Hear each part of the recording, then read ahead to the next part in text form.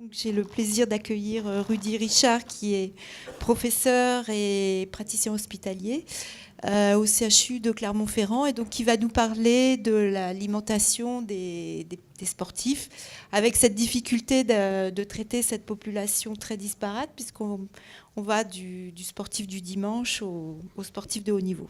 Voilà. Merci Véronique, bonsoir à tous. Alors effectivement, c'est très disparate, et puis je vous rassure, je vais essayer de faire très court parce qu'on pourrait faire très très long sur le sujet.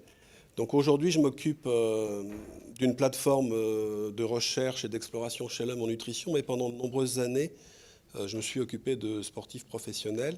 Et je ne vais pas vous présenter des résultats personnels, mais je vais plutôt vous présenter ma vision aujourd'hui de la nutrition chez le sportif. Alors, c'est un problème majeur parce que de plus en plus de monde pratique du sport. Et vous voyez, si on se focalise sur le bleu et le violet, que plus de 50% de la population française âgée de plus de 15 ans pratique régulièrement au moins une fois par semaine. Et ça renvoie à une notion qui est compliquée, qui est de savoir où commence le sport, où commence l'activité physique, quelle est la frontière entre la compétition et le loisir. Mais globalement, plus de 50% de la population bouge au moins une fois par semaine. Alors pour autant, ce ne sont peut-être pas des sportifs comme on peut l'entendre classiquement.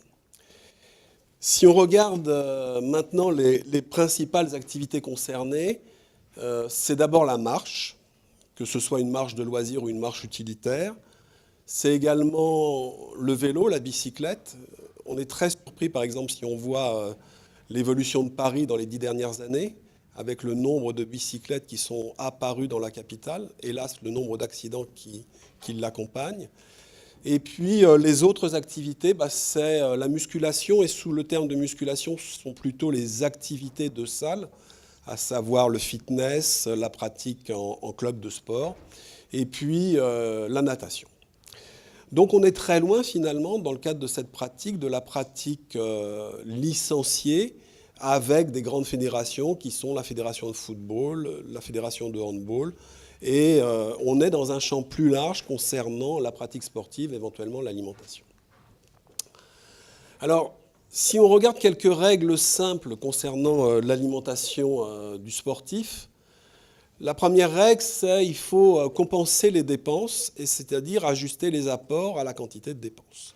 Donc ça, c'est quelque chose qui est une évidence, et ça repose à la fois sur un équilibre énergétique et puis sur un équilibre hydrominéral. Et ensuite, effectivement, selon la nature de l'activité physique, alors c'est parfois compliqué parce que de qualifier une activité physique comme étant simplement une activité de force ou une activité en endurance. Mais vous voyez que si on essaye quand même de rester dans cette dichotomie entre l'activité de force et l'activité d'endurance, on va finalement avoir de légères variations après sur les apports en glucides, en lipides ou en protéines, mais avec une constance quand même qui est importante, c'est que le vecteur énergétique qui va permettre d'équilibrer les apports et les sorties sera essentiellement représenté par l'apport en hydrate de carbone. Ça va être le facteur d'ajustement de la dépense énergétique. Et bien entendu, si on regarde par exemple une activité de force, on voit que l'apport protéique sera un peu majoré, mais dans des proportions très inférieures à ce que souhaiteraient les industriels qui commercialisent de la protéine en poudre. On n'a pas besoin d'apporter des quantités astronomiques de protéines. Et puis, bien entendu, l'équilibre hydrominéral avec l'équilibre en micronutriments. Alors, j'ai essayé de synthétiser et j'ai fait 3 colonnes. Le type d'activité, la situation et l'alimentation. On retrouve dans le type d'activité des activités à dominante aérobie, l'endurance, c'est plutôt les activités de longue durée. Les activités de force, j'ai mis des guillemets pour anaérobie parce que ce n'est pas un très bon terme. Et puis des activités mixtes qui vont associer un mélange des deux. Et puis à chaque fois, on va retrouver des situations qui sont des situations d'entraînement, de compétition, de récupération. Et parler de nutrition du sportif, c'est parler d'apport, mais c'est également parler de restriction. C'est-à-dire que dans le cadre de la pratique sportive, on va se trouver confronté très souvent à des situations de restriction qui sont des situations de restriction qui sont parfois transitoires, elles ne peuvent pas avoir lieu sur le long terme, mais qui vont être nécessaires pour l'accroissement de la performance.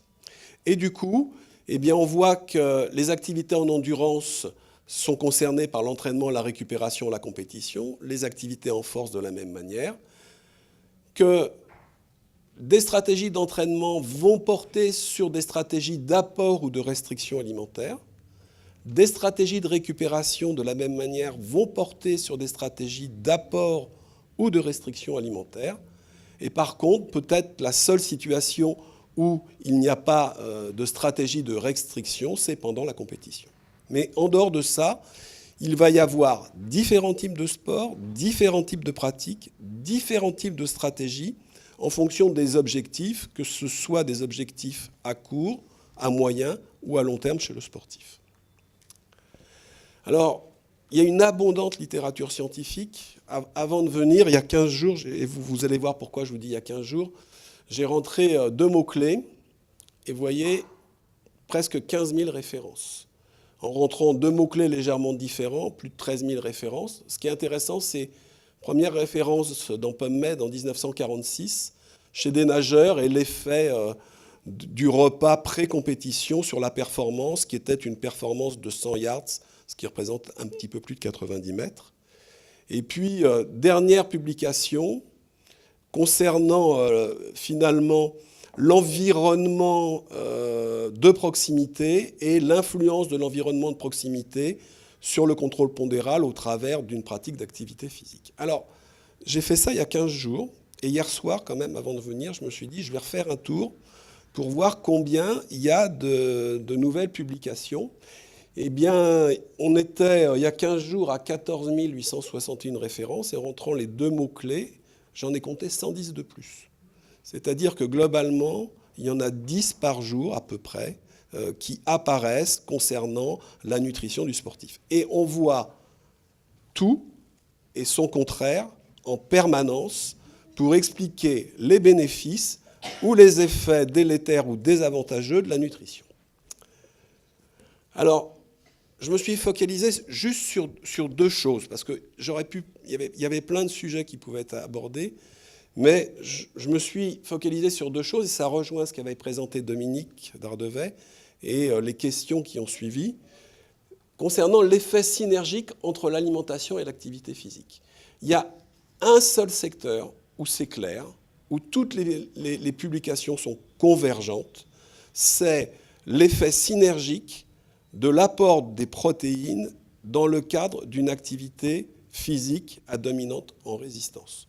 Que ce soit chez des sportifs, quel que soit le niveau des sportifs, quel que soit le type de pratique, où on va retrouver un effet synergique. Et effet synergique, la définition de synergique, c'est, bien entendu, un effet plus important que l'effet qui est obtenu séparément par l'utilisation des 2 méthodes, là en l'occurrence l'apport protéique ou le travail en résistance. Et ça renvoie à une problématique de physiologie musculaire qui est le paradoxe du muscle, c'est que pour fabriquer du muscle, il faut d'abord en détruire. Et quand on ne détruit pas de muscle, on ne fabrique pas de muscle, ou on en fabrique très très peu. Et lorsque l'on va détruire du muscle, on va justement induire, générer des mécanismes de restructuration qui, à ce moment-là, vont faire appel à des apports protéiques avec un effet synergique sur la prise de masse musculaire et sur la prise de force.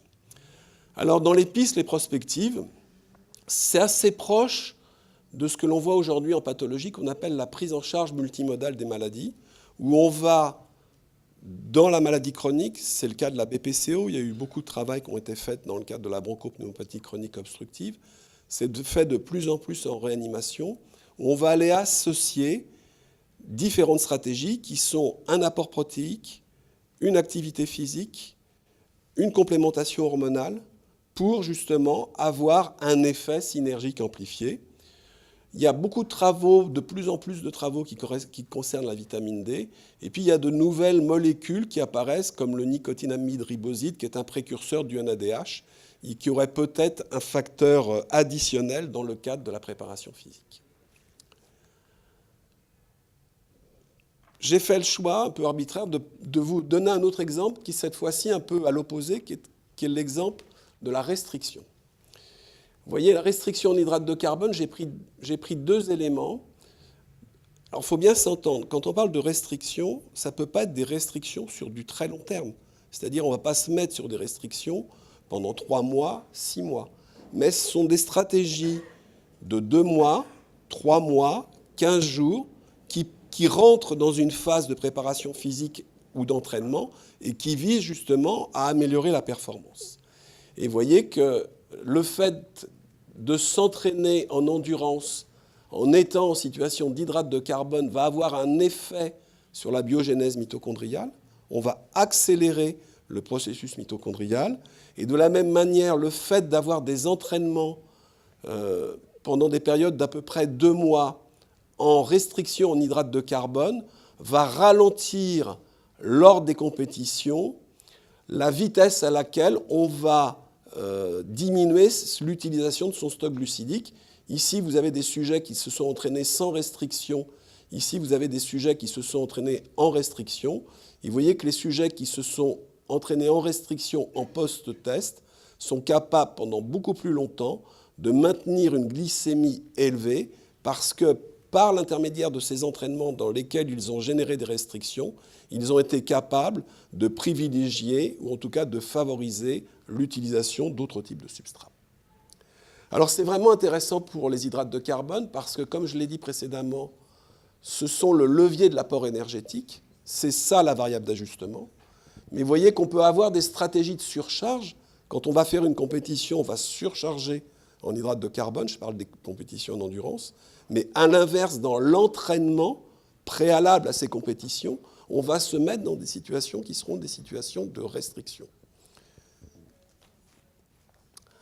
Alors les pistes, je pense que les pistes, il y en a de multiples, mais clairement, l'effet synergique alimentation et activité physique, c'est une piste qui est importante et qui doit être développée. Il y a tout un champ dans lequel je n'ai pas voulu rentrer, qui est l'effet bénéfique ou délétère des conduites d'éviction alimentaire ou d'exclusion ou de surcharge dans la pratique sportive. C'est le cas des régimes sans gluten, avec beaucoup de publicité, pour lesquels on ne sait pas aujourd'hui clairement quels vont être les bénéfices. Le rôle de l'alimentation dans le sport santé, qui est extrêmement important, dans le sport thérapeutique, et puis la nutrition sportive personnalisée. Pour terminer, j'ai repris les recommandations de l'Académie nationale de médecine qui ne concernaient pas la pratique sportive, mais qui concernaient les allégations nutritionnelles et de santé pour les produits alimentaires. Et moi, ça m'inspire quelques remarques. La première, c'est que, comme je vous ai dit, on voit tout et son contraire, et on a les plus grandes difficultés à faire la part des choses pour savoir ce qui est efficace et ce qui n'est pas efficace. Et donc aujourd'hui, on a vraiment besoin de validation scientifique de ces allégations nutritionnelles dans le cadre de la pratique sportive. Il y a tout un champ aussi sur lequel il va falloir se battre, qui est le mythe ou la réalité des recettes qui sont proposées par les acteurs du monde sportif, les entraîneurs, les préparateurs sportifs, les pratiquants eux-mêmes. Quand on reprend des récits antiques, les athlètes de saut en hauteur mangeaient de la viande de chèvre. Donc aujourd'hui, on est sorti de cette logique-là, mais il y a beaucoup de recettes ou de soi-disant préparations qui n'ont pas beaucoup de réalité scientifique. Et puis, ça serait bien que les sportifs célèbres et médiatisés, qui vendent leur image, la fassent de manière raisonnée par rapport à la pratique sportive. C'est marrant, c'est souvent les tennisman, je ne sais pas pourquoi, mais vendre son image pour un produit qui est un produit sucré, qui n'a aucune valeur nutritionnelle, on peut quand même se poser la question du bon sens de cette pratique. Mettre une grande partie de la population au régime sans gluten sous prétexte qu'a priori sa raquette fonctionne mieux depuis, c'est quand même, je pense qu'il y a quand même une vraie part de responsabilité de ces personnes. Voilà, j'ai terminé. Et juste pour... je n'ai pas trouvé l'article intégral, mais ça, c'est l'article de 1946, vous voyez, le résumé de la première étude publiée, ou en tout cas, peut-être pas la première étude publiée, mais la première étude référencée dans PubMed. Je vous remercie.